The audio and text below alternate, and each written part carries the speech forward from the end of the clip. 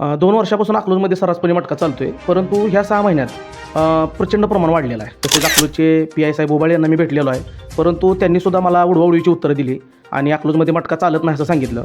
Police अधीक्षक यांच्याकडे 16 August रोजीपासून आम्ही त्यांच्या कार्यालयासमोर बेमुदत आंदोलनाला बसणार आहे. तर अकलूज शहरातील पोलीस प्रशासनातील महत्त्वाच्या हुद्द्यावर असणारे कर्तव्यदक्ष अधिकारी ही गोष्ट ध्यानात धरून यांच्या बदलीची मागणी SP साहेब यांच्याकडे करणार आहे. त्या कायद्याचा आपण खातोय, त्या कायद्यावर आपल्याला वर्दी मिळालेली आहे लोकांचं संरक्षण करण्यासाठी, बेकायदेशीर धंदे बंद करण्यासाठी.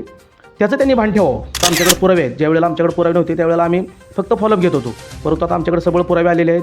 कोण घेते जे नावं आम्हाला कळलेले आहेत, चालवतोय कोणी हे कळलेलं आहे, याला पाठिंबा कोणाचा हे पण मला माहिती आहे. हातावर पोट असणारे लोक जे 300 ते 500 रुपये हजेरीमध्ये काम करतात, अशा लोकांनी जर समजा 300 रुपये हजेरी आणली आणि 100 रुपयाचा मटक्याला घालवलं तर दिवसभर कष्ट केल्याचं काय दुःख असतं हे मला माहिती आहे. आणि येत्या 12 तारखेला आपल्यासारख्या सर्व पत्रकार मित्रांना बरोबर घेऊन एक सगळ्यात मोठी पत्रकार परिषद मी अकलूज शासकीय विश्रामगृह या ठिकाणी घेणार आहे. त्या ठिकाणावरून मी नावानिशी सगळ्यांचं जाहीर करणार आहे, ठिकाणं जाहीर करणार आहे, ओपन व्हिडिओ सगळ्या कॉन्फरन्सला दाखवणार आहे. सर्वसामान्य व्यक्तीला खेळण्याची चटक लावणारा व तसंच त्याच सर्वसामान्य व्यक्तीच्या खिशाला चटका लावणारा अवैध मटका जुगार अकलूजमध्ये व तसेच परिसरामध्ये सर्रास राजरोजपणे चालत असल्याचा गंभीर स्वरूपाचा आरोप या ठिकाणी करण्यात आलेला आहे. काय आहे नक्की प्रकरण, चला पाहूयात. नमस्कार, मी सुधीर पवार आणि आपण पाहत आहात स्वराज जाहीर न्यूज. महाराष्ट्र जुगार प्रतिबंधक अधिनियम कायदा 1887 महाराष्ट्र प्रिव्हेन्शन ऑफ गॅम्बलिंग 1887 अंतर्गत महाराष्ट्रामध्ये ज्या ज्या ठिकाणी अवैध जुगार मटका घेतला जातो किंवा खेळला जातो अशा लोकांवरती त्या ॲक्टनुसार गंभीर स्वरूपाची कारवाई होत असते हे माहीत असूनसुद्धा अकलूज व परिसरामध्ये राजरोजपणे मटका सुरू असल्याचा गंभीर आरोप योद्धा प्रतिष्ठानचे संस्थापक अध्यक्ष शेखर राजाभाऊ खिलारी यांनी प्रश्न उपस्थित केलेला आहे. आज याच संदर्भात चर्चा करण्यासाठी आपण त्यांच्याशी बोलणार आहोत. तर नमस्कार शेखरराव. नमस्कार. मटका जुगार जो की अकलूजमध्ये राजरोजपणे सर्रास चालू आहे असा गंभीर स्वरूपाचा आरोप आपण या ठिकाणी केलेला दिसून येत आहे. नक्की प्रकरण काय?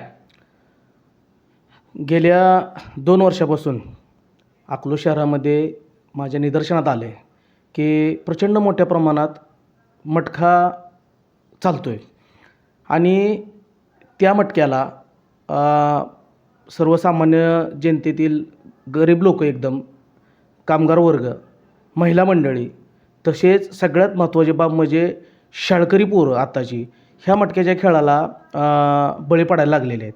आणि ही बाब ज्या वेळेला आमच्या लक्षात आली त्यावेळेला मी सर्व अकलूज आणि परिसरात स्वतः फिरून पहिल्यांदा बघितलं की मटका खरं चालतो आहे का.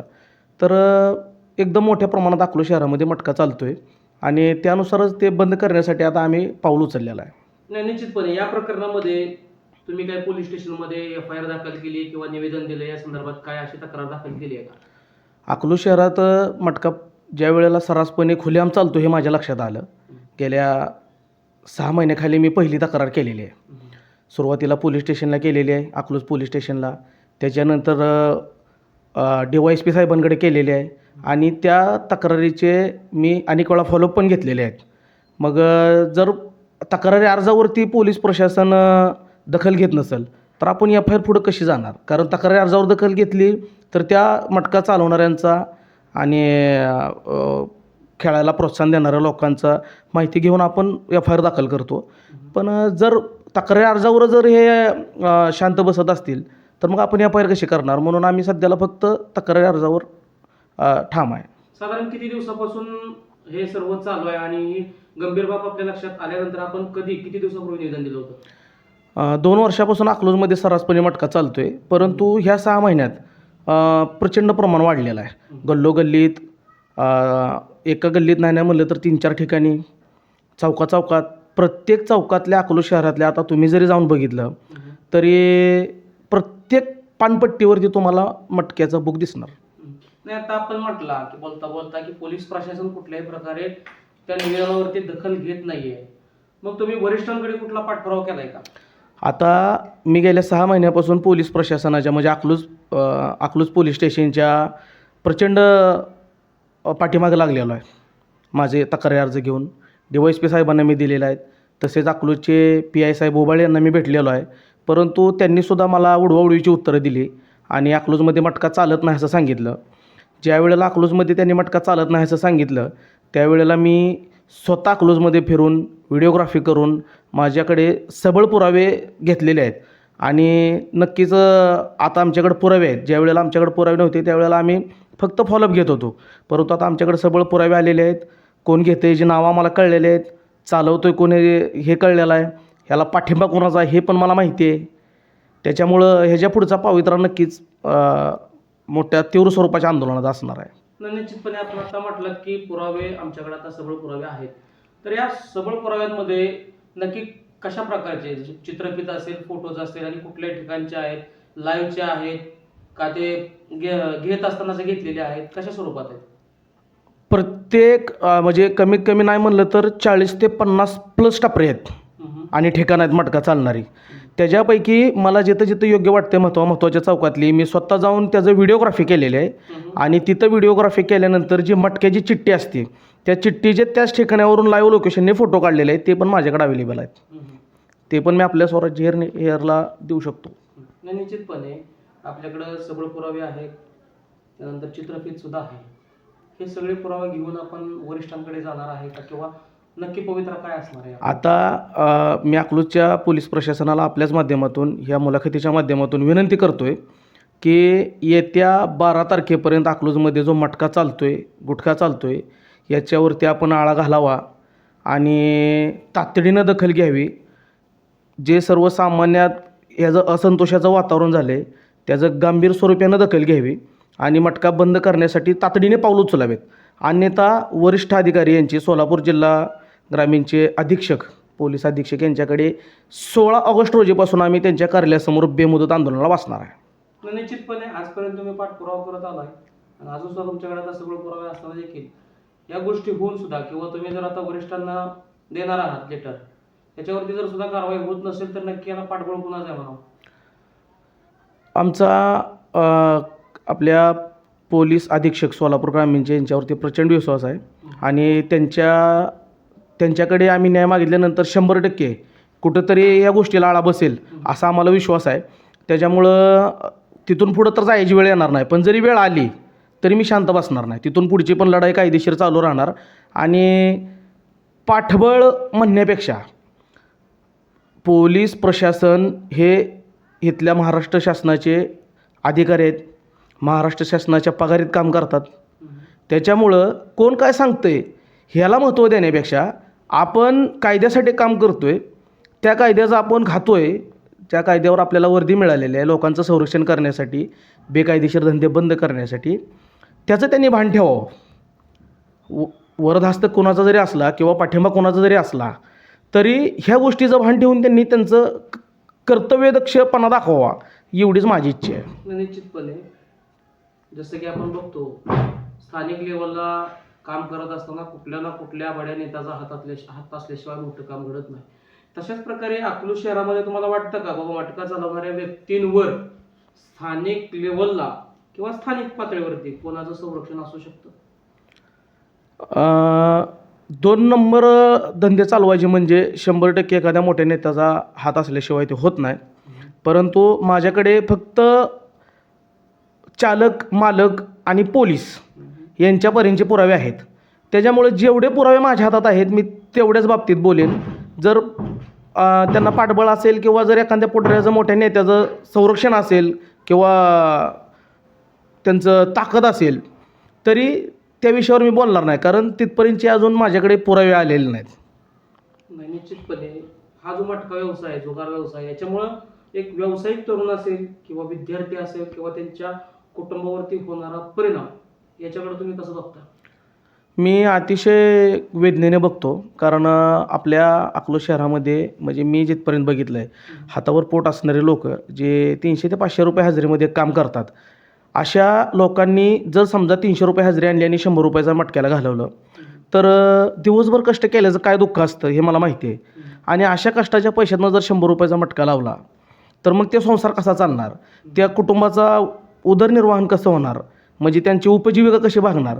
याच्यातून नवरा बायकोमध्ये भांडण होऊन अनेक संसार मोडलेले मी बघितलेत. त्याच्यामुळं सामाजिक स्तरावर बघितलं तर ही खूप दुःखदायक घटना आहे ही मटका चालणं म्हणजे, असं मला वाटतंय. नाही, काय वाटतं तुम्हाला, प्रशासनानं सगळे पुरावे तपासून निपक्षपणे चौकशी करावी का नाही, ह्यात तुम्हाला काय वाटतं?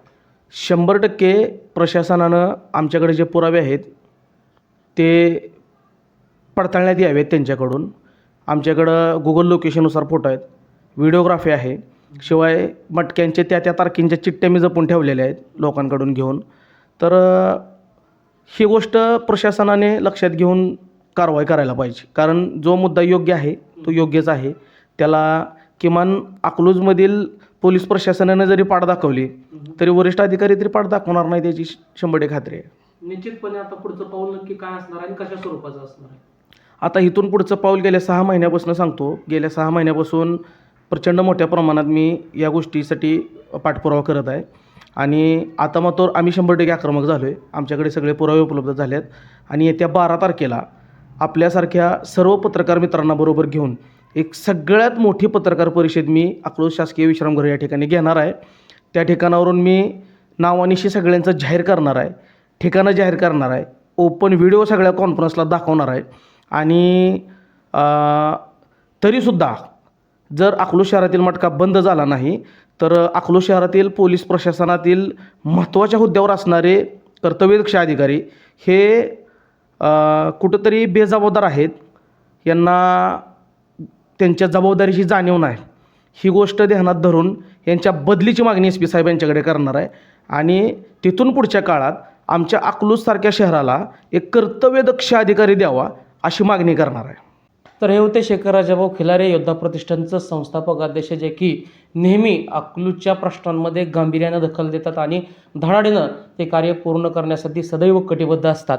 गांभीर्याची बाब, गंभीर बाब अशी आहे. महाराष्ट्र जुगार मटका प्रतिबंधक अधिनियम कायदा 1887 काय सांगतो की अवैधपणे महाराष्ट्रामध्ये कुठेही अवैधपणे जर मटका आणि जुगार चालू असेल तर त्याच्या अंतर्गत कलम 4 असेल, 5 असेल, कलम 12A असेल, या सर्व कलमांतर्गत मटका चालवणाऱ्याची जागा व संबंधित व्यक्ती या तिघांवरही गंभीर स्वरूपाचा गुन्हा दाखल होऊ शकतो.